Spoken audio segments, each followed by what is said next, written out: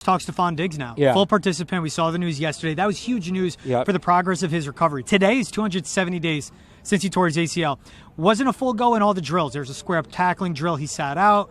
Then it got to blocking, creating separation. He's in. He was in 11 on 11s. What do you think of Diggs when it comes to his participation? Yeah. Also, what we heard from him at the podium after. So in his participation, I think it's encouraging. You didn't expect him to be exactly 100% today, but the fact he's participating in those team drills, that's what's important.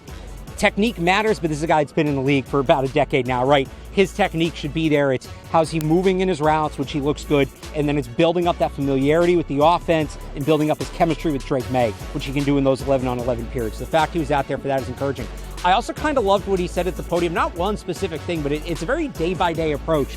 He was asked about his chemistry with Drake May, said that's going to take time to build. He was asked where he's at with the playbook, said he's still learning, he's still studying. And then at the end, just kind of asked his overall approach, said don't ride the roller coaster, don't get too high or too low. You got to believe in the process, and he believes in the process. So you talk about a 180 from last year when he had some of these young receivers coming up talking about, well, these wide receiver rankings out there, they're wrong. We're so much better than people think we're going to be. Right, I got the best hands in the league. Meanwhile, Jalen Polk not out here today, even though he's not on PUP, which isn't going to help him. You had these guys coming out here making proclamations a week or two in a camp. Instead, Stefon Diggs, the guy who has the resume to make some of those proclamations, saying, it's still early. We're going to take a day-by-day approach. It's going to be a lot of hard work. That's something we've heard a lot about, not just him being here as a player, but his leadership on a younger offense. Yeah.